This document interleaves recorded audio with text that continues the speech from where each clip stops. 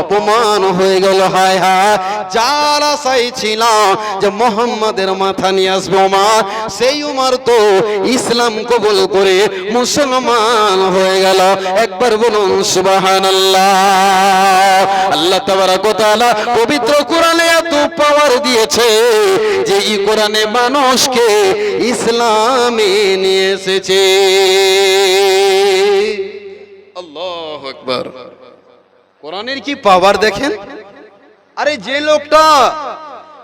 যেই লোকটা মুহাম্মাদের মাথা কাটার জন্য যাচ্ছিল, সেই লোকটা ইসলাম কবুল করছে। পাওয়ার কিসের? তো কোরআনের। বলুন একবার সুবহানাল্লাহ। সব কি ত্যাগ করে দিলেন মুসলমান।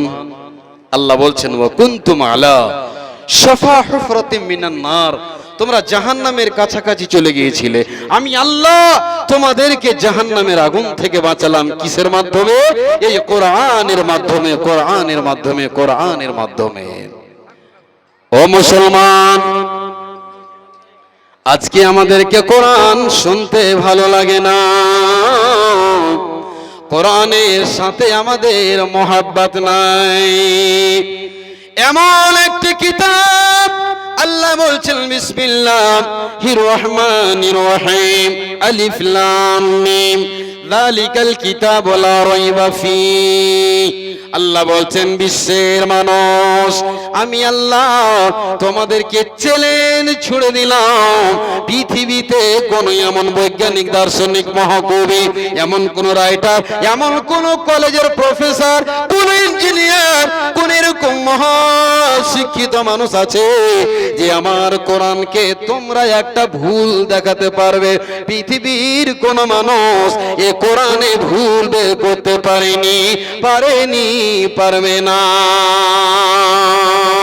ভাই আমার, বন্ধু আমার, এই কোরআনে আল্লাহ কি মাধুর্য দিয়েছে।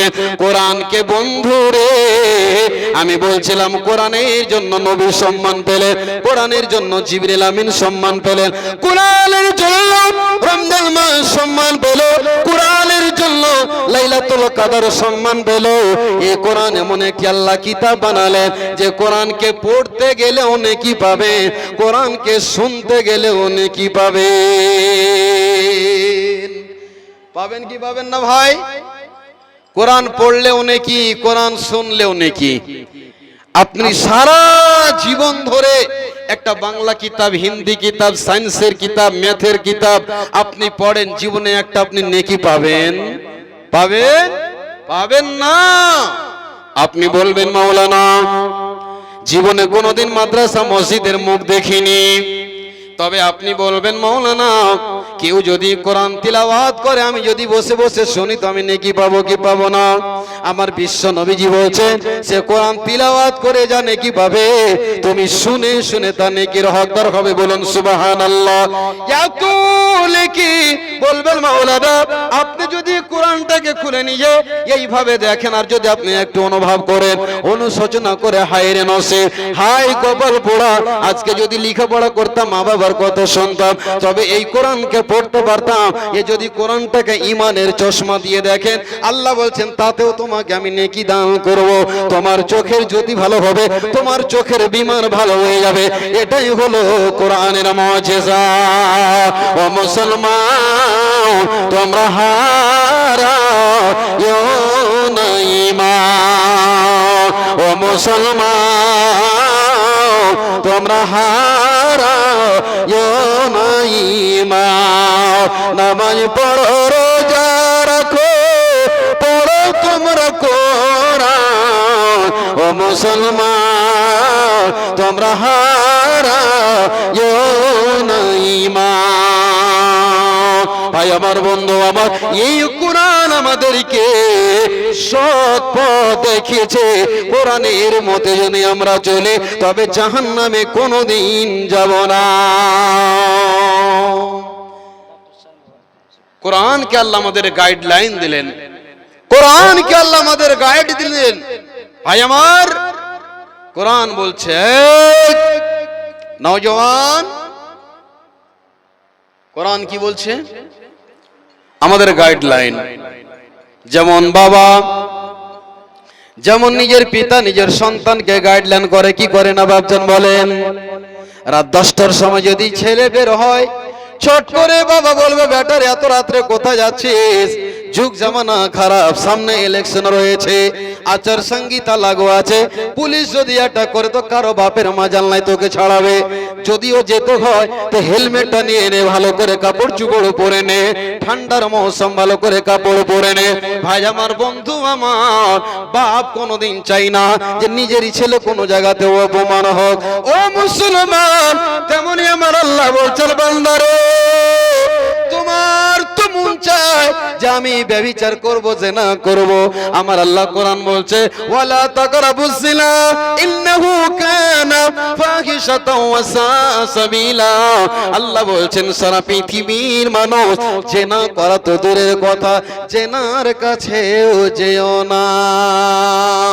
ভাই আমার, বন্ধু আমার, যেমন একজন বাপ নিজের সন্তানকে গাইড করে, তেমনি কোরআন আপনাকে বলছে, খবরদার বান্দা, জিনার কাছে যেও না, যেও না। যদি যাও, যদি যাও, যদি জিনা ব্যভিচার করে না, কোরআন এবার আপনাকে সাজা শুনিয়ে দিয়েছে। আল্লাহ বলছেন, বিসমিল্লাহির রহমানির রহিম, আয-যানিয়াতু ওয়াজ-যানি ফাজলিদু। আল্লাহ তাবারাক ওয়া তাআলা বলছেন, যদি মানা করার পরেও যদি একজন পুরুষ অবিবাহিত হয় এবং মেয়েটা যদি অবিবাহিত হয়, বিয়ে শাদী হয়নি, যদি কোনো জিনায় লিপ্ত হয়ে যায়, ভাই আমার, বন্ধু আমার, আমার আল্লাহ বলছেন তাকে 100 খানা কোড়া তাকে মারতে হবে। আল্লাহ বলছেন মিআতা জলদা, তাকে 100 কোড়া মারতে হবে।